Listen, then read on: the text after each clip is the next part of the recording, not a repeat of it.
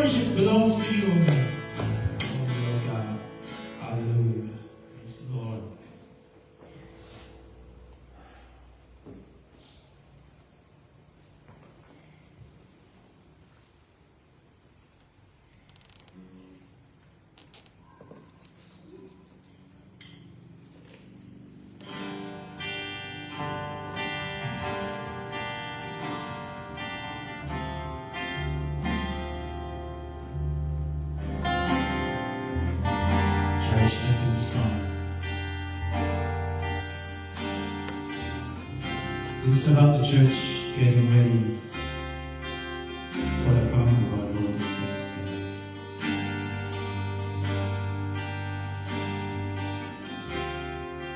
Let's prepare our hearts, our souls.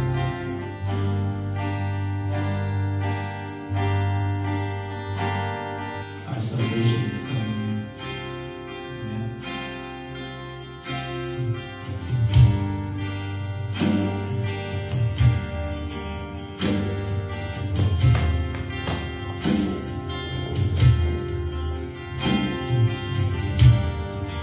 Sing this with the church.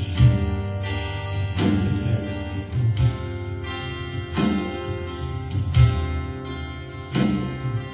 All of creation, all of the earth, is still a highway, a path for the Lord.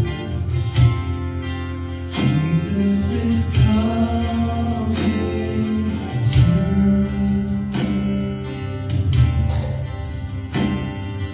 All every sin, break up the sin. Let every nation shine of your faith. Jesus is coming soon. Like a bride waiting for you, we'll be in church, ready for you. Every heart longing for a King, we sing, even so come, Lord Jesus comes. Even so come, Lord Jesus comes.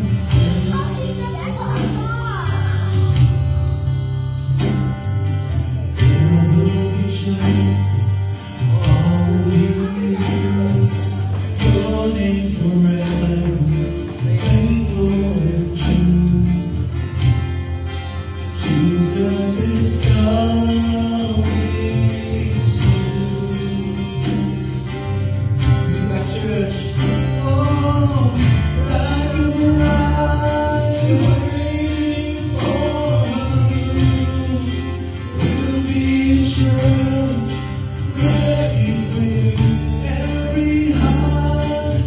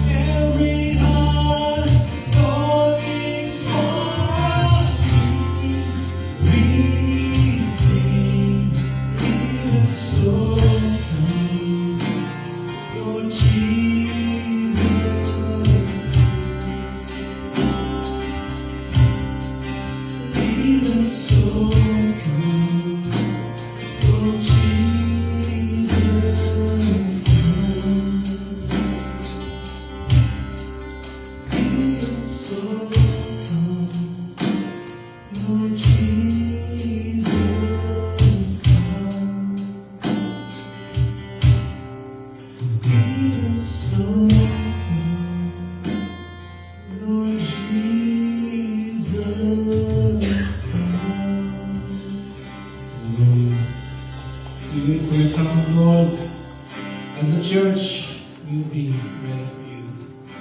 We will do everything, Lord, as you command. Lord, command us.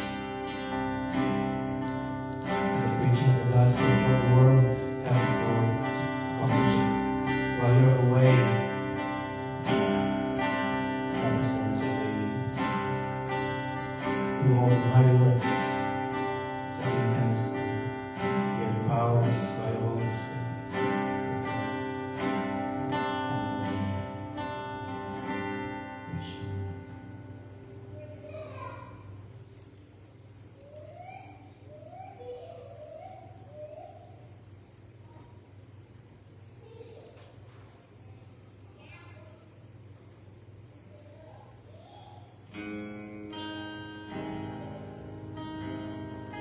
Church,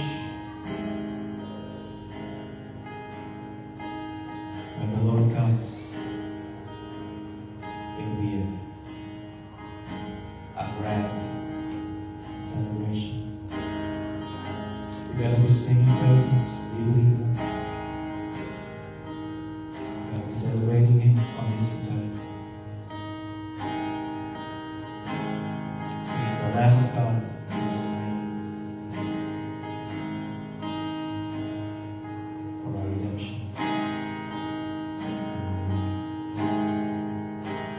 Sing on the top of our lungs with hallelujah, the highest praise.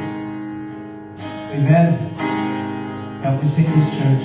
This is a song to praise the Lord, the highest praise we can give to Him. Hallelujah. Lord, I stand in the midst of a multitude of those from every tribe and tongue. We are your people, redeemed by your blood, rescued from death by your blood. There are no words good enough to thank you. There are no words to express my praise, but I will live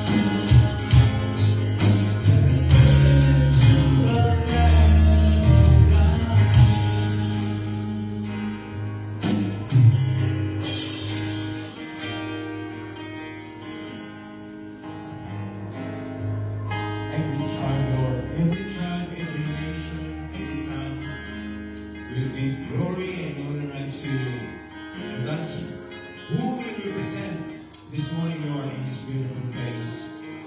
We sing hallelujah. We sing, Lord, chorus of praise and adoration unto you. Stay in our hearts, Lord, this morning that the one who is in our midst is the one ruling in heaven, the one who deserves a hallelujah.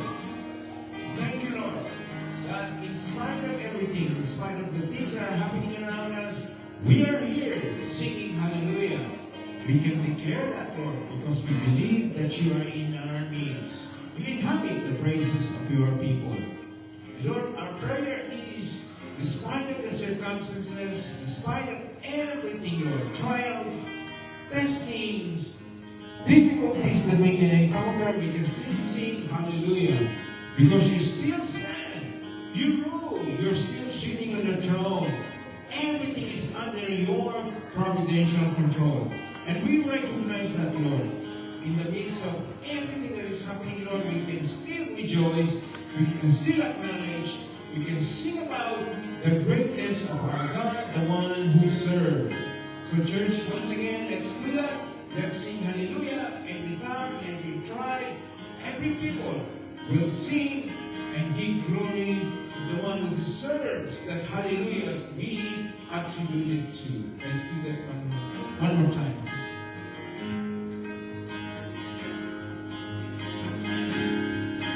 Hallelujah. Hallelujah. Hallelujah. Hallelujah. To the Lamb. Hallelujah. Hallelujah. By the blood of Christ we stand. Every tongue, every tribe, every people, every land. Giving glory, giving honor, giving praise unto the Lamb of God. Every knee shall bow. Amen. Every tongue will praise that you are Lord of all. Hallelujah, hallelujah, hallelujah to the Lamb. Hallelujah, hallelujah. For the blood of Christ we stand. Every tongue, every tribe, every people, every land, giving glory, giving honor, giving praise to the Lamb of God. Giving praise to the Lamb of God. Giving praise to the Lamb of God. Jesus Christ, Lamb of God.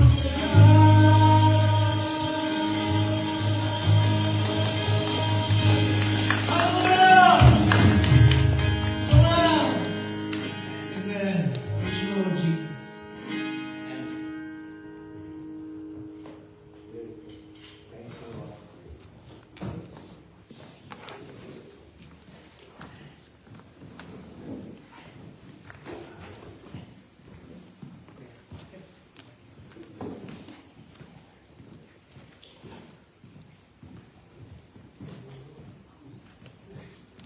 Good morning, church. Yes, well. Convenient, yeah. First of all, I would like to welcome each and everyone here, especially Jan, Steve. Yeah. Thanks for coming here. We're glad that you're here with us to worship the Lord as one church. And good morning to everyone. Welcome to Disciples of Christ Church. Of course, every first Sunday of the month, we serve communion. And I call them Brother Dogs to us.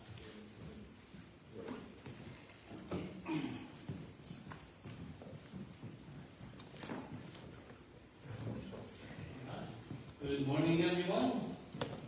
This is the first week of the month, and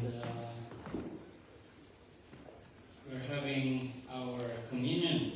And I would like us to remember the importance of this, because this is one of the ordinance or the commandments that our Lord Jesus Christ gave to us to observe before he was crucified on the cross. And it says in 1 Corinthians chapter 11, we do this in remembrance of our Lord Jesus Christ. The reason why we are doing this is of three things. We commemorate, we anticipate of his return, and of course we participate on the gathering of the saints. Now, to commemorate is that we remember the reason why Jesus Christ came to this world, to give his life, to suffer and bleed for our sins. So we are remembering this as God gave commands to Moses to remember the Passover. And since Christ came, we also, Christ, once there's no more Jews and no more Gentiles, we are all one in Christ. So we remember his death. And in Matthew chapter 26, Christ also said that we will be with him soon, and we will do this. He says, I will not drink from this fruit of the vine from now on until that day when I drink it new with you in my Father's kingdom. We're going to be observing this when Christ returns. We will be in one celebration and one table with our Lord Jesus Christ. And also, Christ also commanded us to participate. Whenever Christians gather together, we remember his death. We remember his suffering. And it is Christ is the reason for us to have the new birth. We were born again because of the death of our Lord Jesus Christ. And that's why it's important for us as Christians, as saints, to remember his death through the Lord's Supper. Now consider this, make this as a one table. It's like we are there when Christ gave this command to his disciples. And it's like Christ is still here with us now and remembering all the things that Christ did for our sin. And if you have your Bibles with you, open them in the 1 Corinthians chapter 11. And I will read from verse 17.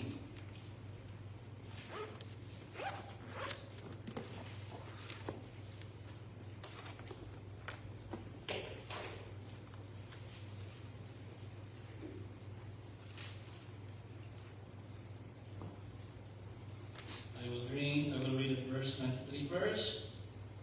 For I have received of the Lord that which also I delivered unto you.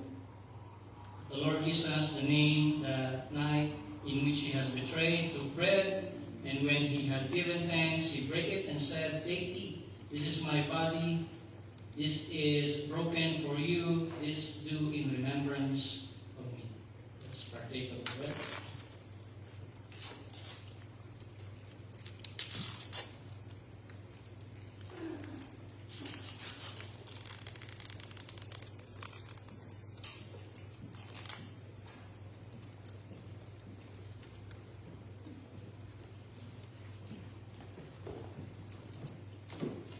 After the same manner, also he took the cup, when he had supped, saying, This cup is the New Testament in my blood. This do ye as oft as you drink it in remembrance of me. Let's partake.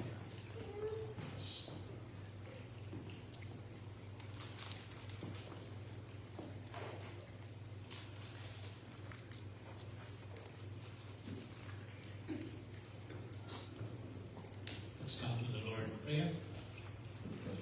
Lord God, our Father in heaven, we thank you, Lord, for the blessings that we have received, Lord, the protection, the guidance that we all have.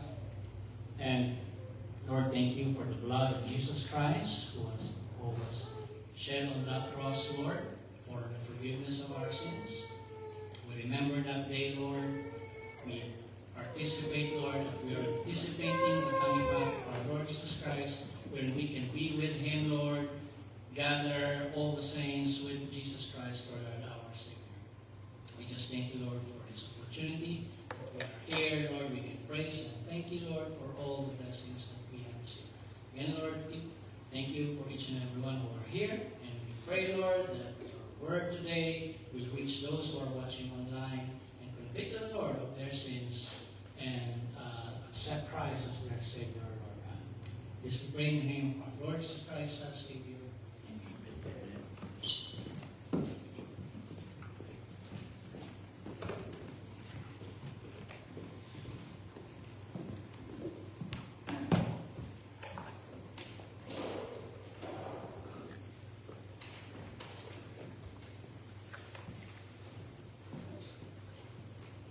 And so for our word today, brothers and sisters, you have your Bibles with you. Please open it in the book of Romans, chapter 6.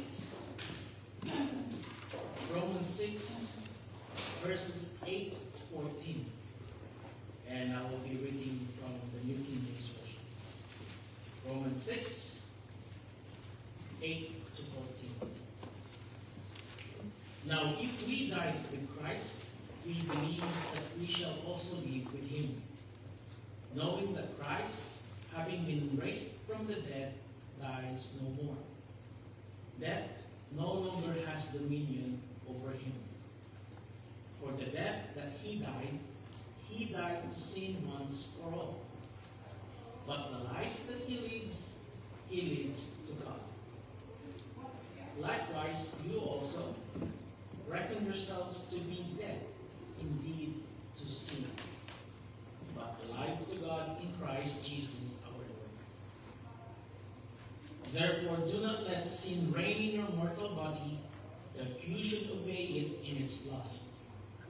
And do not present your members as instruments of unrighteousness to sin, but present yourselves to God as being alive from the dead, and your members as instruments of righteousness to God.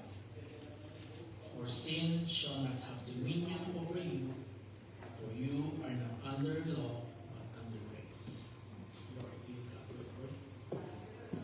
And once again, we remind each and everyone to contribute, to share your goods and favors to our church and any church that you represent. These funds are to be used in furthering the work of God. And everything that you see around us, all the instruments, all the means of being in church, are all thanks to your generous giving. So there are 3 ways to give. You can give by bank transfer with our bank details shown on the screen right now, or you can download the app Tithely, or you can just give physical. And while we're doing that, I'd like to invite everyone to stand up and greet each other. Good morning.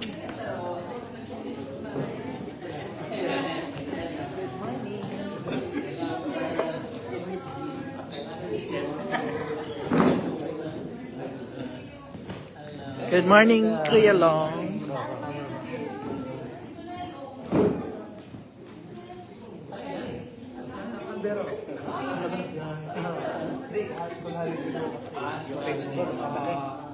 Wala pang anong ginagawa. Biyahe in the morning. Brother Stairs, ano? Mga 7 na.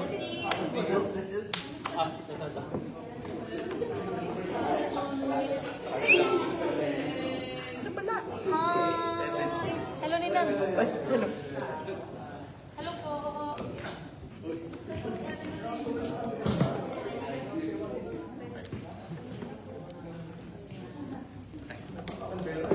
Hindi ka. Ikaw na magpahala mag-adjust na.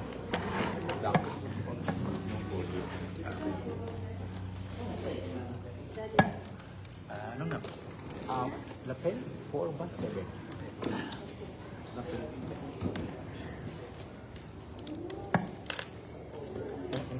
Wala. Okay.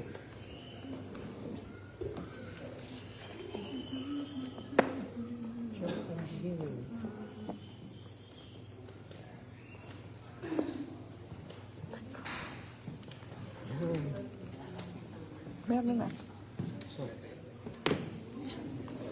Ay, ganun.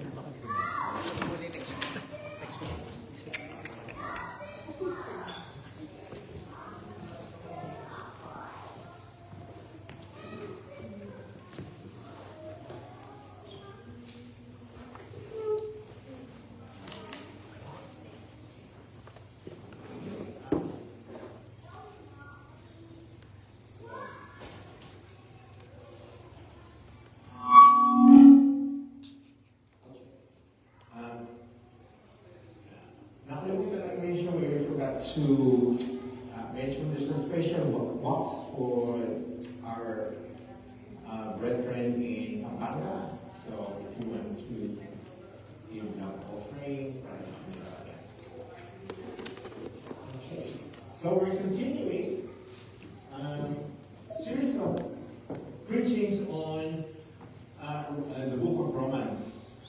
So we're hope you're able to catch up with the series of preachings on Sundays. Lois doing preachings on series of preachings on Matthew, and Ronell is on John, and Yoshua doing series of preachings from the book of Romans. So the past few fortnights, we have already established that our relationship with Christ is not, He died. We died with Him. He lives, and we are living with Him. So yun po ang ano natin ngayon, sa lipstikin ngayong umaga, ang continuation of our relationship with Christ. That is living with Christ since we have already died with Him. Okay? So we're now in Romans 6, verses 8 to 14. So we try to dwell on that verse by verse. So we do 8. So it's interesting. We are now starting to say, now if we die with Christ, now he's saying, because from verse 1 to 7, he's saying we have died with Christ. Everyone is fully clear. Dapat malinaw na sa lahat kasi sinabing now. Ngayon, para sinabing ngayon, kasi mga nakaraang pangangaral ay sinabing we have died with Christ. How we know? How do we know that everyone died with Christ?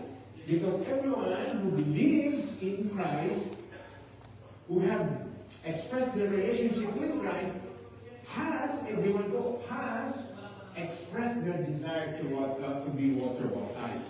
And those who have submitted themselves to water baptism recognize that it's an analogy, it's a symbolism, it's a public expression that I have died with Christ. When we submerge them into water, then when we rise them from the water, they have been resurrected with Christ, living with Christ. Kaya verse 1 to 7, sinabi yun. And then we now in verse 8, now if we died with Christ, now that you declare, now that you express, now that you confess that you died with Christ, we believe that we will also live with Him. That's the beauty of the gospel, the scripture, Romans. It's telling us the death, the horrible event that happened in the life of Christ, that He died, and we are supposed to associate our death, that we died with Him. Okay? So ang maganda, it's not death anymore. It's not death only. Kaya ang sabi ngayon sa verse 8, ang we know, we believe that we also live with Him. If we die with Christ, we believe. So now that you have established that you died with Christ, you must believe another important point. And that is, you also live with Him. Living with Him is recognizing that Christ rose from the dead after completing the full sacrifice of sin. Jesus Christ fully, completely dealt with the issues about sin. Pinagbayaran na nga niya lahat. Nagpakamatay siya. Because of that, we have been freed from the slavery of sin. We have been given the righteousness of Christ. That Why? Roman is reminding us, you have expressed that you died with Christ, but you also must believe that we will also live with Him. Living with Christ is, anong ibig sabihin nun? We will now have the same view with sin. Kailangan parehong view natin sa sin because Jesus Christ paid the penalty of sin and He did not yield to sin and He sacrificed for sin and then He paid in full the penalty of our sins. Dapat ganun din ang view natin ngayon. That sin has been paid for. We have been released from the slavery of sin. Kaya ang sabi, we believe that we will also live with Him. If Christ hated sin, paid in full His life for the sin, dapat ganun tayo ngayon. If Christ hated sin, dapat everything that Jesus Christ view about sin, dapat pareho din tayo. Yun ang ipinapamuhay natin. Pinamamuhay natin. Okay? Everything that Jesus Christ has addressed about sin. So, importante po, now we have recognized that Christians are now living with Christ. Kasi nga, we declare that He's Lord, our Savior, and that He's going to be with us. He's not going to forsake us. Now we have to mas madaling paniwalaan yun, that we are living with Him because of His promises. That we are living with Him because of the Word that He has given us. We are living with Him because of the Holy Spirit that He has sent. We are living with Him because of the commandments that He has given us as a church. Okay? Ngayon, sinabi ko mas malinaw yan sa Ephesians. Remember po, sinabi, you died with Christ and you believe that you are living with Christ. Now, Ephesians is more verbatim about it. It's more complete about that. Okay, basahin natin sinabi sa Ephesians na kanyang sinusuportahan ang Romans 6:8. But because of His great love for us, God who is rich in mercy, made us alive with Christ. Ayan po. Binigyan ng Ephesians, we are alive with Christ even when we were dead in transgressions. When did Christ die for us? Kailan siya namatay? While we were still God's enemies. Because He didn't wait for us to be good. He didn't wait for us to start doing good, producing fruits. He didn't wait for us to come to God. He didn't wait for us to believe God. He died for us in the midst of our disobedience, in the midst of our rebellion against God, in the midst of our not wanting anything to do with God, in the midst of our sins, in the midst of our complete separation from God. Kaya the Bible was clear. Ang wala pa kay Kristo, kalaban ng Diyos. The people that are not in Christ are enemies of God. Ang sabi po, you are God's enemies. How can you bear that? How can we, paano natin mag-issue na kalaban ka ng Diyos, kalaban ng tao? It's really hard. But to be an enemy of God is something we have to gawa natin ng paraan. Sabi nga, we were dead in transgressions. Ibig sabihin, hindi po dead in sin ito, dead in transgression. Patay tayo, nakalublog tayo sa kasalanan, patay tayo, our relationship with God, we're spiritually dead, we are His enemies, and it's a dilemma. But Christ made us alive. Maganda po ng verse 5. Made us alive with Christ, even when we were dead in transgression, it is by grace you have been saved. Three elements po. Three elements of God's dealing with us. How God is responding to us ay nandito po sa Ephesians. Tatlong bagay na importante na natanggap natin, mga Kristiyano. Ephesians 2 is, dito lang yung binira kasi sa scripture, nagsama-sama yung tatlong bagay na binigay sa atin ng Panginoon. Unang-una po, because of His great love. God who is rich in mercy. Tapos, it is by grace. Naman niyo, love, mercy, grace. Those are the three beautiful, great things that God has given us. And Ephesians is saying, nandiyan lahat yan. ibinigay sa atin ng Panginoon. So, it's in Ephesians 4, we see the beautiful expression of God's dealing with us. His love, His mercy, and His grace. You have been saved. And God, ito po, kaya sinasabi na naman, supporting Ephesians 6 verse 8, and God raised us up with Christ and seated us with Him in the heavenly realms in Christ Jesus. Now, 6 is telling you and me, now we are sitting, we have been raised with Christ. Okay, He's in heaven, we are here on earth, but we are living for Jesus Christ, living with Him, kasama natin siya ngayon. And verse 6 is telling us, there's something more. Christians, don't be satisfied with what you have. Because 6 is still going to happen. Mangyayari pa po yan. Mangyayari yan, literally, we're going to be with Him in heaven as He's sitting on the throne. And sabi, and God raised us up with Christ and seated us with Him in the heavenly realms in Christ Jesus. Bakit po futuristic? Kasi nga, nandito po tayo sa earth, wala pa tayo dun sa heavenly realms. So it's going to happen, it's talking about our resurrection. He will raise us up and to be seated with Christ. Ngayon po, symbolically, Christ is ruling, we are ruling with Him. He is reigning, we are reigning with Him as King. But it's going to happen na kasama natin siya. Hindi po maganda yun. Jesus Christ, we will see Him. Ito maganda. We can touch Him because He is the only person in the Trinity with a glorified body. Ang ganda na, no? Mahihipo natin siya. Kaya nga sabi ni Jesus Christ, hindi naman niya sinabing hindi hihipuin. When the women were met Him at the resurrection, wanting to touch Him, His instruction, sabi niya, not yet. Not yet because I haven't gone to the Father. That means not yet. He didn't say never. You can never touch Him.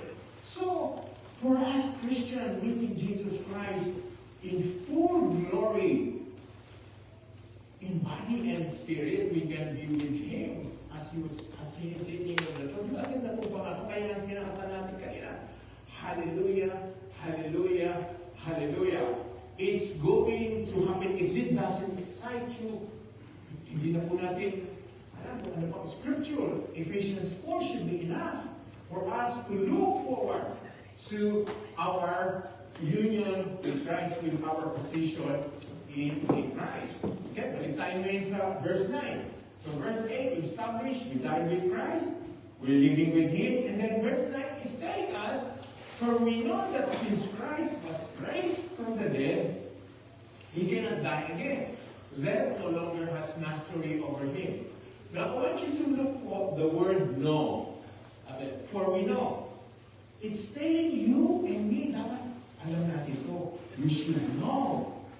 You should know that Christ died, He was raised from the dead, and we will be with Him. Where Romans is telling, for we know. Paul was saying, I know, we know. What about you? We should know. Bakit ko nasasabi boldly na everyone should know this or should have known this? Because when the gospel was preached to you, it contained the elements, the three most important elements about the gospel. And one of them is being, Christ is dying, being buried, and being raised from the dead. Okay, so we know that since Christ was raised from the dead, how did we know that? Okay? So kung ang gospel niyo po na dinig ay hindi ito, this is the most complete, the summary of the gospel that everyone should be preaching, should be teaching, should be expounding, should be discussing at Bible study at the foundational level. Pero lahat ng Christian kailangan na intindihan ito. The gospel, which is contained in 1 Corinthians 15. Pag nilagpasan natin, pag hindi natin naintindihan siya, three most important element in your salvation. This is what happened, 1 Corinthians 15. The summary of the gospel. For what I received, sabi ni Paul, I pass on to you as first importance, again, importante. Christ died for our sins according to the scriptures. He was buried. He was raised from the dead on the third day. Everything was fair. Kaya ang sinasabi, pag nadinig na dapat yung kamatayan, nilibing at nabuhay ulit, dapat alam niyo na yun. Kasi everyone who has preached the gospel to you, and all of us who will preach the gospel, should contain these three elements. Christ died, Christ buried, Christ rose from the grave.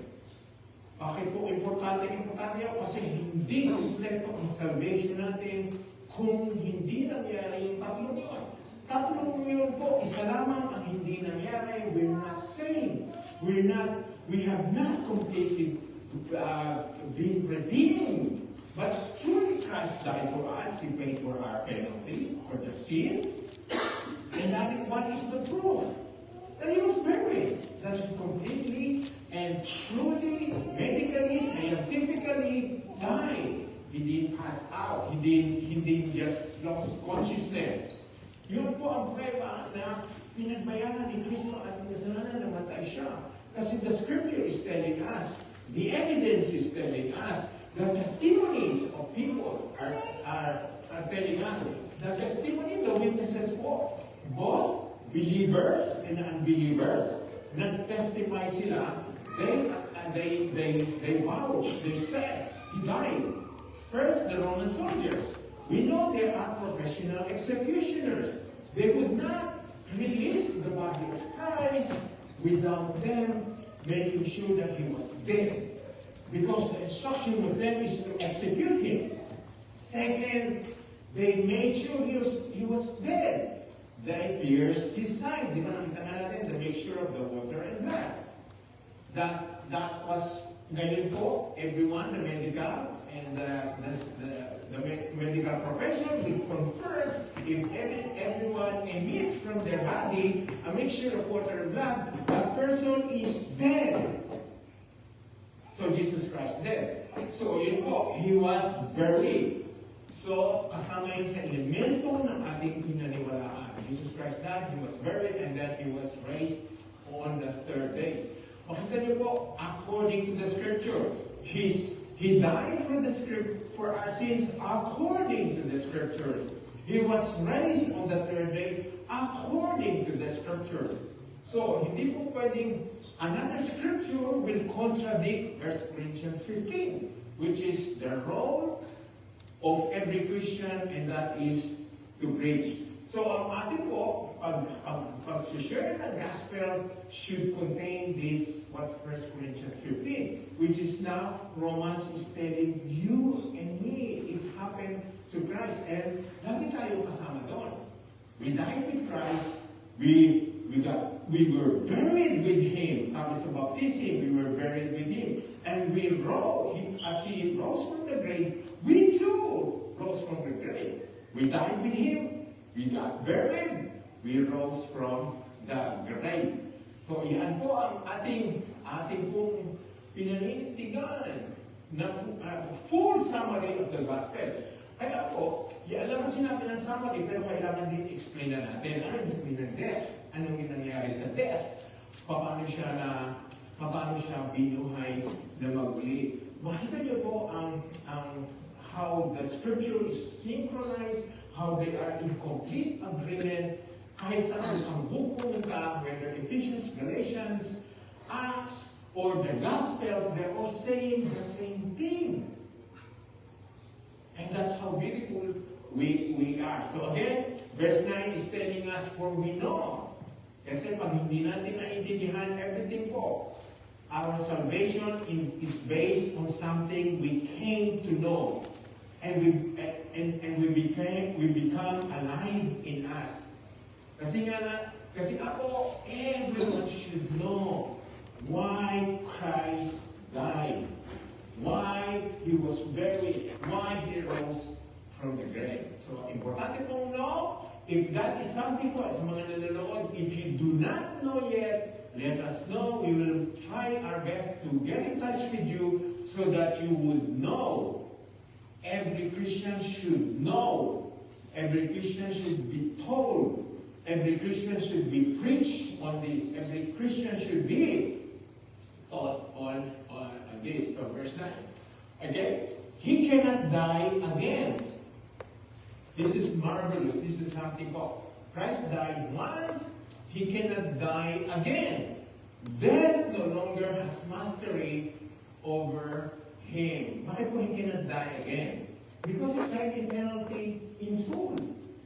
He paid for the sins of the people in the past, in the present, and the future. Kaya po, nasasakop ng death ni Jesus Christ ang kasalanan ng lahat, as long as those people will believe, because Jesus Christ died for all, but not everyone will benefit sa kamatayan ni Kristo. He died for all. Kaya yun ang masakla ko. Not everyone will benefit because of their unbelief.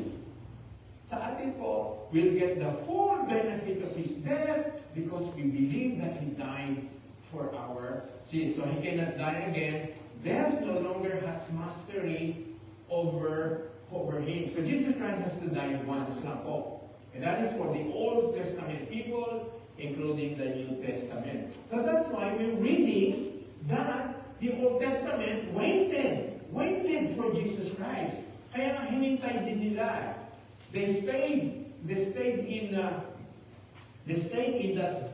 beautiful place, a refreshing place. It's called the Abraham's bosom. Until Jesus Christ completed the redemption, until Jesus Christ died, and that's when Jesus Christ freed them from that beautiful situation. And then that's when He took them to heaven, and He led the captives free. So Jesus Christ death encompasses po lahat in all humanity, in all time frame. Lahat po nakasalalay sa kamatayan ni Kristo. So hindi talaga siya mapapawalang set aside mo sa Kanya. Kaya He cannot die again. Death no longer has a mastery. So even if people will mamanganak pa ngayon, magkakasala, that's already hard. Kasama na sila sa redemption ni Jesus Christ. That's already part of it. So hindi na kailangan mamamatay si Kristo sa mga panganganak, mga nganak pa, o doon sa mananampalataya pa. That's already once. Once lang po. He cannot die again, and death no longer has mastery over him.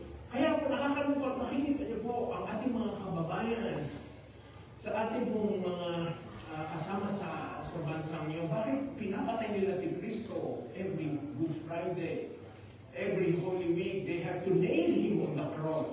They have to do it again. Kahit ba inano lang nila, kinopya nila, it is as if that He needed to die again, but Scripture is saying once na po.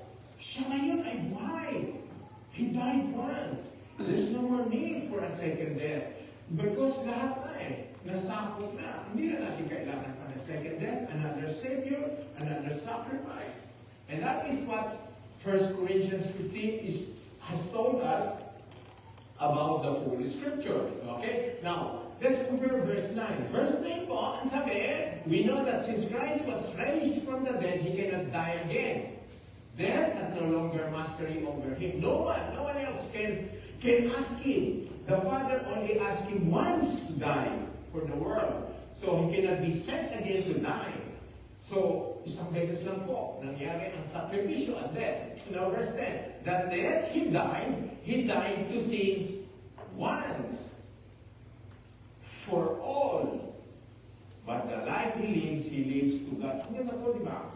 Isa lang beses siya mamamatay. He only died once, enough for everyone. But the life He lives to God. Bakit po kailangan isang beses na lang siya mamamatay? Paano po yung mga susunod na millennium? Paano bago bumalik si Kristo? Sakop na din po yun. Lalo na po when we have the new heaven and the new earth. Because why would Christ needed to be in the future? Because God will deliver us from the death of sin. He will wipe away all traces of sin. Basahin po natin. 1 Peter 3:18, for Christ also suffered once. Again, the agreement of the scripture. 1 Peter, Romans 6 saying he died to sin once. 1 Peter is saying for Christ also suffered once for sins, the righteous for the unrighteous, to bring you to God. He was put to death in the body but made in the spirit. Sino po ang righteous? Yung the righteous namatay. The righteous died for the unrighteous. We know who's the righteous. The righteous one is Christ. The sinless, the perfect Savior, He died for us, the unrighteous. The sinners, the disobedient, the rebellious. Again, once po. Kaya it's a beautiful reminder we can have salvation of the true Christian churches, we can have the cross. But true Christian churches po, at talagang naniniwala ang mga church, there's no body there. We remember the cross because we want to be, ang ini-emphasize talaga natin, the risen Lord, the risen Savior.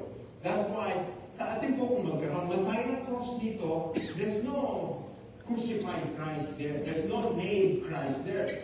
Some people are doing this because they wanted to be reminded. Why don't you be reminded of the risen Christ? Why don't you be reminded of the victorious Christ? Why don't you be reminded of the empty cross? Because Christ died on the cross and then He was removed from the cross, saying it's finished. It's finished. Jesus Christ didn't need to stay on the cross because He said, it's finished. It's finished. So, once lang po siya, namatay, the righteous for the unrighteous, to bring you to God. Again po, kasi sabi ko kanina, we were God's enemies. And sabi po sa Psalms, if we're God's enemies, ito po ang masakit na nangyayari po sa atin po bago tayo mapunta kay Kristo at doon sa mga wala kay Kristo. Every sinner po, according to Psalm, is God hates the sinner every day. God hates the sinner every day. Ang sabi. Kaya nga po, kailangan natin gawa ng paraan yun na hindi natin kaya. God made the possibility for God's enemy, the curse of the enemy, to be stopped, and we no longer God's enemies, we're now God's children, sons and daughters, God's friends. He died for us, the unrighteous. He was put to death in the body, but made alive in the spirit. So Jesus Christ died for us. Death was applied to His body, but made alive in the spirit po. Kaya again, the full penalty, the full wrath of God was on Jesus Christ on the cross. He died. He died. The body was subjected to death. Kaya nga po, we cannot separate po Christ's humanity, Christ being a full man, Christ being true man. We cannot separate that because death would not happen on Him if He did not have the human form. Christ would not die if He was not a true man, a full man. Kaya po, yun ang importansya ng incarnation. We should recognize that, yes, we celebrate Christmas, we celebrate His birth, but all those things, meron pa mas importante yun. And that is when Jesus Christ incarnated. That is when He became human. He was given a human form. So that again, He can die, be put to death in the body. So, kung maiintindihan mo natin talaga yon, Jesus Christ is fully man, fully God. To separate that is false teaching. To separate that Jesus Christ is only God, false teaching. To separate and teach that God, Jesus Christ is only man, false teachings.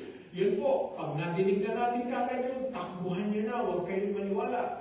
Anyone who would not preach that Jesus Christ is fully man, fully God, is not the true man or woman of God who would say that.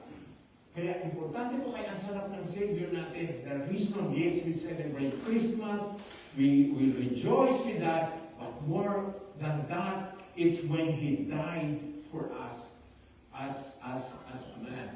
Okay? So, once lang po siya mamamatay, kasi nga, ang susunod po, ang sabi sa Revelation, look at Revelation po. Aalisin na ng Panginoon ang traces of sin, the curse of sin. So, there's no more need for Jesus Christ to die again. Basahin po natin.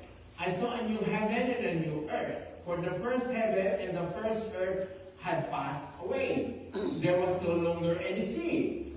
Verse 2, I saw the holy city, the new Jerusalem, coming down out of heaven from God, prepared as a beautiful bride dressed for her husband. And I heard a loud voice from the throne saying, Look! God's dwelling place is now among the people, and He will dwell with them. They will be His people, and God will be with them and be their God. Okay, ito po ang ebidensya na mawawala na ang kasalanan. God will remove sin. God will completely remove all the curse of sin. God will remove those who would subject us to sin. Wala na pong kasalanan, wala na si Satanas. Ito po, verse 4. He will wipe away every tear from their eyes. There will be no more death, or mourning, or crying, or pain, for the old order of things has passed away. Nakita niyo po ang curse and traces of sin?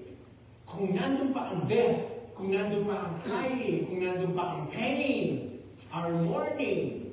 Kasi nga, ang sabi ng Biblia, the penalty, the payment of sin is death. Kung wala ng death, that means there's no more sin. And that is the new heaven. That yun po ang we look forward to this. Ito nga isa sa natin, blessed hope. Blessed hope natin, the rapture. And then, the new heaven and the new earth, when there will be no traces of sin. There will be no more curse. Ang ganda po ng verse 4. Darating po yan. He will wipe every tear from their eyes. But at the moment po, kaya we still crying, we still mourning, we still expressing grief. Last week lang po, we attended a beautiful funeral service. And that is po, nakita mo kung maintindihan mo why everyone was crying sad, because we lost a person who is now with Christ, but the penalty of sin was there. Kaya namatay, ganun din po tayo namatay. Every one of us will die. Our spirit is alive now, but we will be subjected still to the penalty from the curse of sin, and that is death. But one day po, mawawala. So kaya nga, Jesus Christ only had to die once. Because there will be no more sin in the present creation ng Panginoon. So, restore na po. Again, there will be no more of these horrible things that we are experiencing, witnessing. The death, the destructions, the nature, while the nature is revolting, while we have these cyclones, these volcanoes, these earthquakes, these tsunamis, even the nature were subjected to the curse of sin. Kasi po yun din, nahalugog ang isang daigdigan, nahalugog ang creation niya. Again, when the sin entered humanity. But, ang sabi nga, kaya nga, magiging new heaven and new earth. Kasi nga, mawawala na ang kasalanan. How beautiful is the plan of God. Right now, we have to bear it. We have to bear the curse of sin on nature. We have to bear the curse of sin on man. Kahit mga kapatid natin, kahit tayo, we're still subjected to that. But, mawawala din po yun. Because our death is us, Christians' death is an usher to eternity in the presence of God. Of course, we will mourn. Of course, we will grieve for those kahit kapatid natin na nawala na. But one day po, wala nang mamamatay. He will wipe away every tear from their eyes. And that's what Romans is presenting to us, saying to us, magtiis ka pa anak, Pagdaanan mo yan, anak, kaya mo yan, makakita ka ng kamatayan, makakatikim ka niyan, iiyak ka pa, that's why we're still experiencing tears. Ayan pa, di ba, nagmumor tayo, we're saying pain, we have physical sickness, ailments, because hindi pa po natin natitikman, hindi pa dumarating na new heaven and the new earth. So ating Christians, we look forward to that po. Those are the things po that Scripture is telling us is going to happen. Di ba pag kami maganda, pag may magandang mangyayari, doon ka nakafocus, your present circumstance, difficulties, will become bearable. Di ba magiging bearable yan? Kung halimbawa ngayon, para bang naghihirap ka ngayon, short ang budget, but we look forward to the 15th day of the month or the 30th day of the month. Kaya, okay, tipid muna ang kain ngayon, pero 15th day of the month, susweldo tayo, 30th day of the month, susweldo tayo. When you look forward to something better, you become mas mapagtiis ka sa sitwasyon mo ngayon. So that's what God is reminding us. There'll be trials, difficulties, mourning tayong pagdadaanan. Kasi hindi man pinanako ng Panginoon na alisin niya sa atin yun. We will bear that. But His promise is He's going to be with us. He will provide the peace. He will provide the comfort. Of course, God can still remove that. God can still remove the storms in our life, but not every storm. God can remove the difficulties. God can remove the sickness, but not every sickness. Di ba? Kaya, ito pa rin, nararamdaman natin ang hapdi ng kasalanan. But let's look forward to the new heaven and the new earth. And that's why now we can live with God with that hope. Okay? He who was seated on the throne said, I am making everything new. Sino makakapagpangako niyan? Yung verse 5, I am making everything new. We can buy new car, we can buy new house, we can buy new clothes, but we cannot make them new. We cannot make new trees, new creation, new seas, new mountains, new birth. It's Christ who promised that I am making everything new. Then he said, write this down. For these words are trustworthy and me.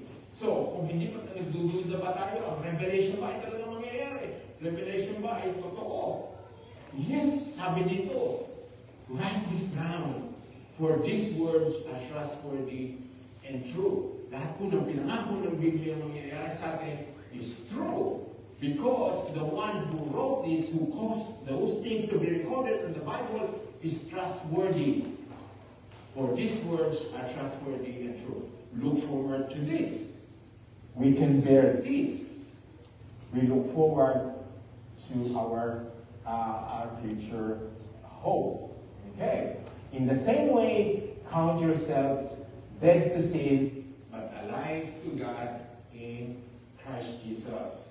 Okay? So this verse 11, after reading all the scriptures, will become more possible.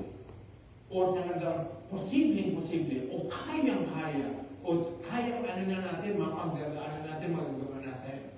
In the same way. In the same way that Christ dealt with sin, that He is now alive. Sabi, count yourselves dead to sin. Patay na tayo sa kasalanan. That means we have no more relationship. The sin has no more bearing on us. The sin cannot influence us, should not influence us. The sin should no longer be our master. The sin should no longer will cause us slavery. Yun po ang sinabing death to sin. But we know that sin will still persist. Nandito pa po ang kasalanan. But for us, parang naputol na yung relationship. The sin can knock at the door of our hearts every now and then, but we can still say no. We can still say no because I'm alive to Christ. I am alive to God. I am dead to you. Okay? So iba po yung dead for, doon dead to. So dead tayo sa kasalanan means He is there, but the relationship has been severed. Stop. Putol na. Okay? So remember, being dead to sin, that means we're going to be perfect, we're going to be sinless. It's not going to happen until Revelation comes. Or we've been taken to glory. We've been taken to glory, and that is in the rapture, o kung hindi tayo maka-experience na death, and that is will be glorified. Kaya kailangan ng sinful nature natin, sinful body natin, ay mapalitan talaga ng glorious one without the trace, without the curse, will no longer be subjected to any form of sin. And that is, pero ngayon, nagagawa na natin yun as if we have been glorified. Although hindi pa nga perfect, but we can still, we're stronger now, we're more determined to say no to sin, to say no to temptation, running away from the wiles and the scheme of the enemy. So in the same way, Jesus Christ dealt with sin except His sacrifice. Yun ang gayahin natin. Gayahin natin how Jesus Christ hated sin, how He addressed sin, how He preached on sin, how He teach things against sin. So in the same way, count yourself. Ano po ibig sabihin ng count? The scripture, King James is saying, reckon. Or isipin mo na ganun ka na. Isipin mo na yun na ang sitwasyon mo. Reckon. O ito, count yourself then to sin. And finally po, verse 12, kaya ang mangyari, do not let sin reign in your mortal body. Huwag daw pahintulutang maghari pa ang kasalanan. This is going to be difficult. Paano po? Ano po yung sabihin ng how can I not let sin reign in my body? Nandiyan din po ang sagot sa verse na yan. Do not obey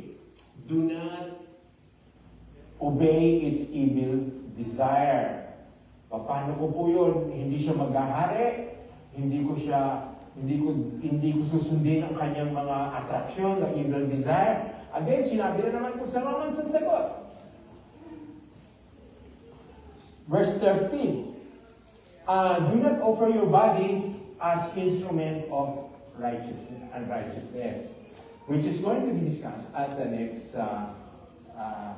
pagkakataon natin, mag-share po yun ng gospel, ng scripture, dito sa Sydney o sa Canberra.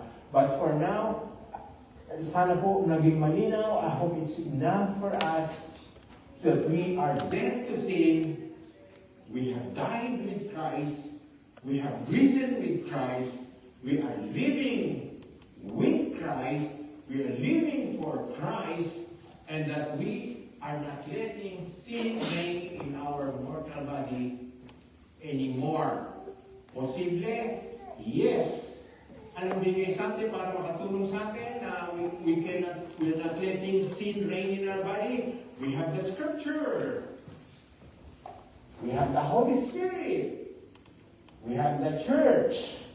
We have one another. Kaya nga po, lahat yan ibinigay sa atin na magagamit na natin ngayon. Meron na tayong mga tools ngayon so that we can escape, run away from the scheme of the enemy. So, kung ma-recognize natin how beautiful our position now in Christ, alive in Christ, namatay po. Remember, we were dead to sin. We are alive to Christ. That's why we can sing, I am free. I am free. And that is the freedom in Christ. Again, what a beautiful reminder po, papaalala ko sa lahat, nothing in this aspect, nothing in this scheme, nothing in this instruction, nothing in this promise is going to happen on our own. Wala po tayong magagawang magiging imposible yan on our own. That's why we need Christ. If Christ is in us, I can do all things to Christ who strengthens me. Even living in sin, not living for Christ, and being dead to sin, that is all the possibility po. Okay. So let us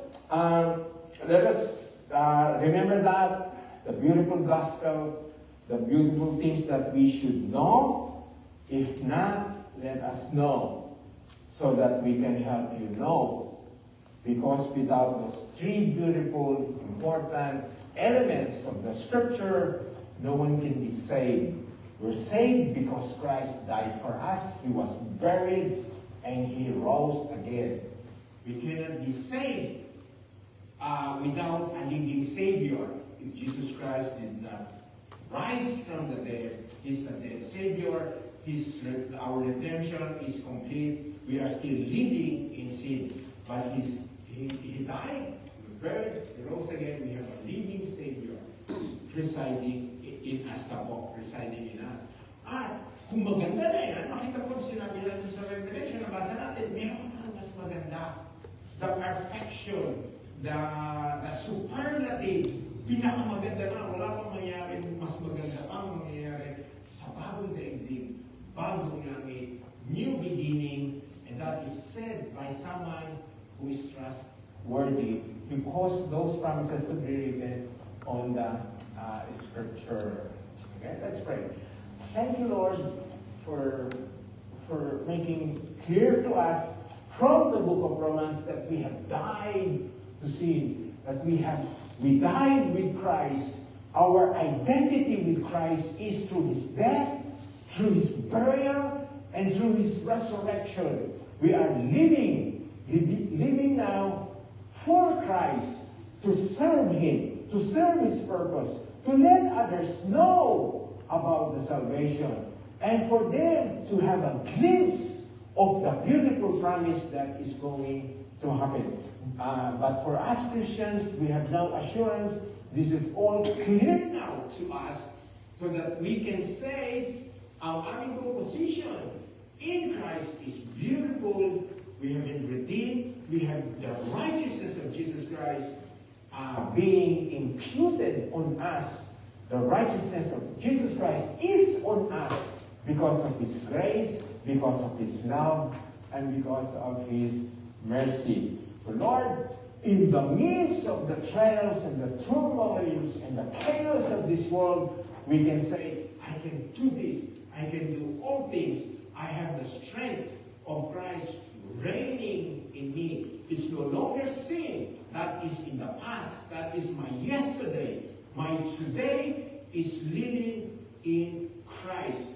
My future, the coming hope, is the new heaven and the new earth, where there will be no more trace of sin, where we will be reigning with Christ forever and ever. Truly, Lord, we thank you and we bless you. Again po, we give every opportunity at every DOCC service that we can pray for one another. So anyone po who has prayer need, not even related to the message preached this morning, we can pray for one another. But let's do this one again before we say goodbye, before we end the service. Let's pray for one another. Let's form small groups. We can have the women and the men together in a small group. Let's pray for one another.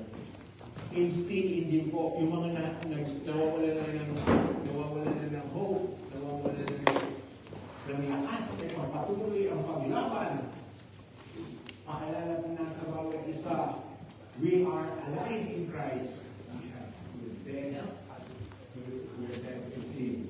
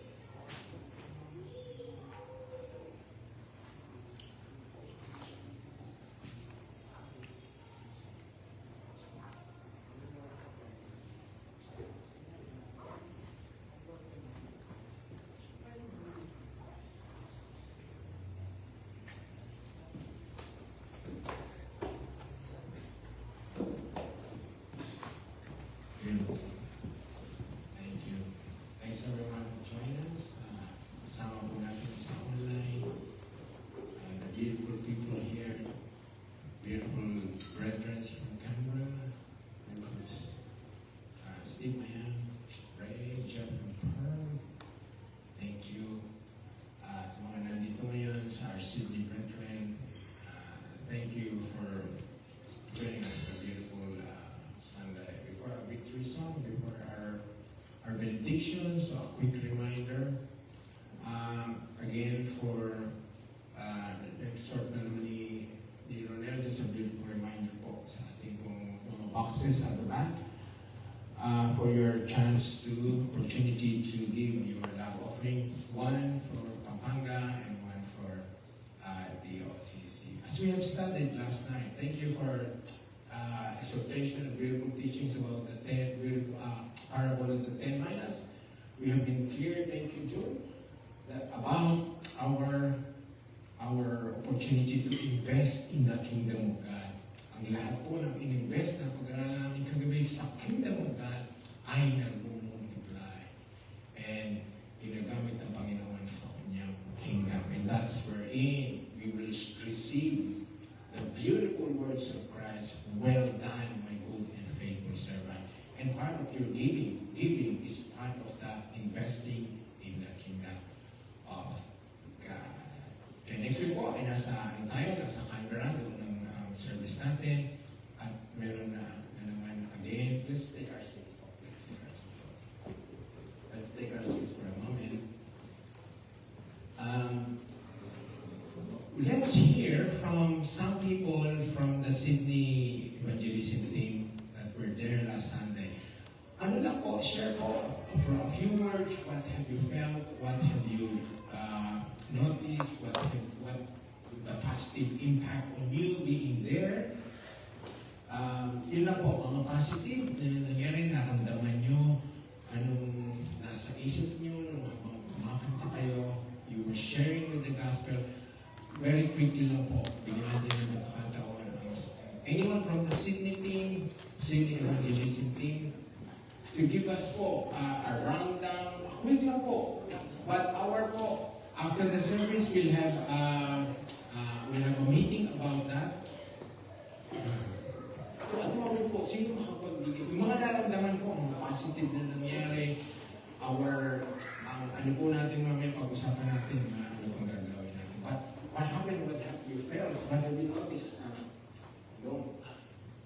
Magandang umaga po sa ating lahat. Last week po ay nagkaroon po ng pagkakataon ng DOCC na magkaroon ng evangelism sa streets of Blacktown.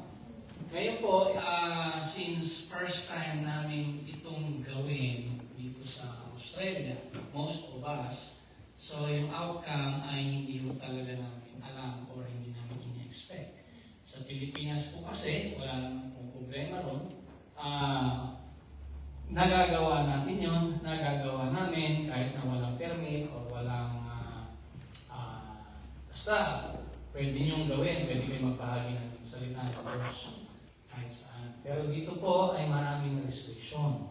Meron ng law na nagsasabi na bawal ang ganito, bawal ang ganyan, restriction sa federal law, restriction din sa council or sa Blacktown City.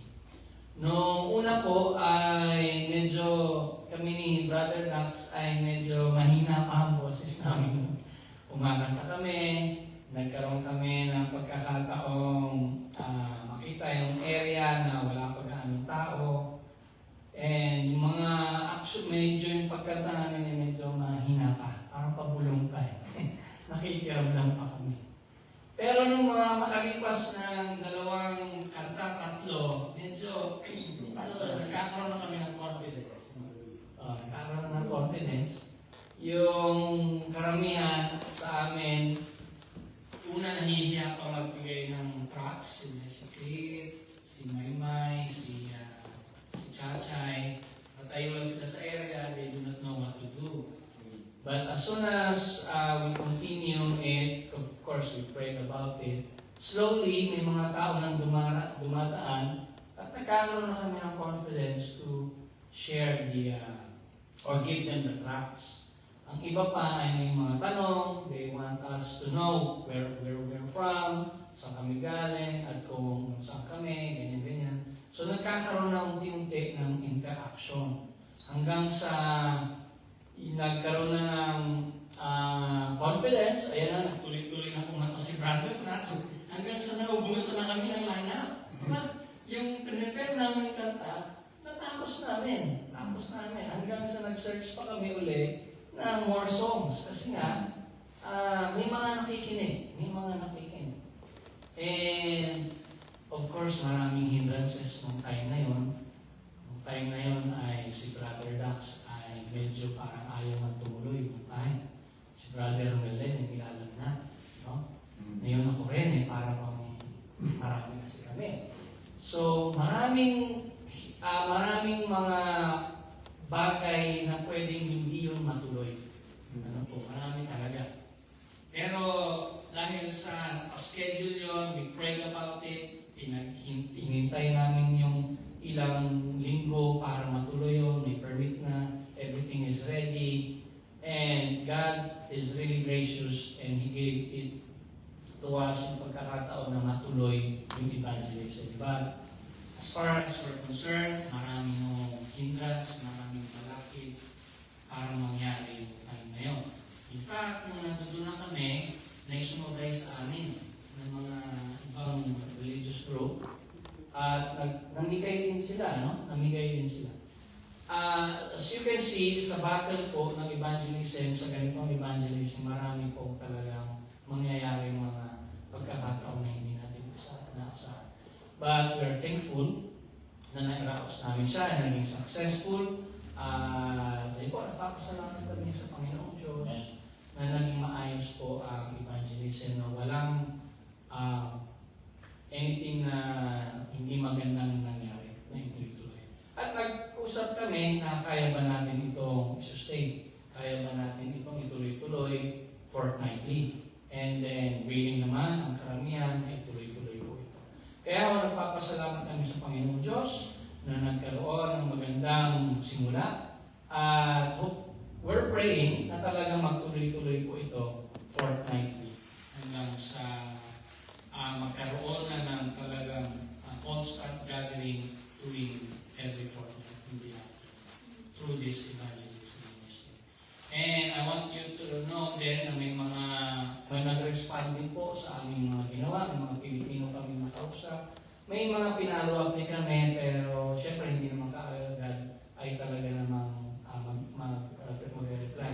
But if we continue doing this, soon, yung mga nabahagyan namin, sana mapuntahan namin, mapalo namin, at ma-invite natin sa church. Yun lang naman po ang nangyari. Thank you, Sydney Evangelism. Doing things for God, and that's what God asked us to do. Thank you po sa obedience nyo, sa courage. It takes a lot of courage to stand there, to sing, distribute, and distribute drums. Okay, Bob. Okay, let's turn our eyes towards the screen as we pray.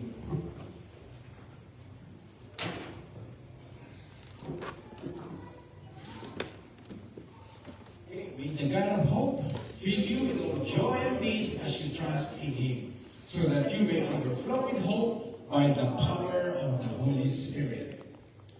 The Lord will keep you from all harm. He will watch over your life. The Lord will watch over you coming and going, both now and forevermore. May the God who gives endurance and encouragement give you the same attitude of mind toward each other that Christ Jesus had, so that with one mind and one voice you may glorify the God and Father of our Lord Jesus Christ. Thank you for this worship service here in Sydney, and thank you for those who join us online. But let's sing our victory song. Hallelujah, hallelujah. Every tribe, every nation, let's sing that song.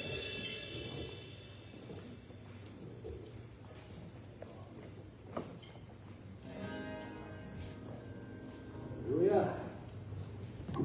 Lord, everything that you're doing for us. And this is only what we can do. To sing hallelujah. Praise. Praise. Praise. praise to you, Lord. Thank you. Lord, I stand in the midst of multitude of those from every tribe and tongue. We are your people, redeemed by your blood, rescued from death by your love. There are no words good enough to thank you. There are no words to express my praise, but I will lift up my voice and sing from my heart with all of my strength. Hallelujah, hallelujah, hallelujah, hallelujah to the Lamb. Hallelujah, hallelujah. By the blood of Christ we stand. Every tongue, every tribe, every people, every land, giving glory, giving honor, giving praise unto the Lamb of God. Every knee shall bow. Yes, Lord. Every tongue confess that you are Lord. Hallelujah, hallelujah, hallelujah to the Lamb. Hallelujah, hallelujah. By the blood of Christ we stand. Every tongue, every tribe, every people, every land, giving glory, giving honor, giving praise unto the Lamb. Hallelujah.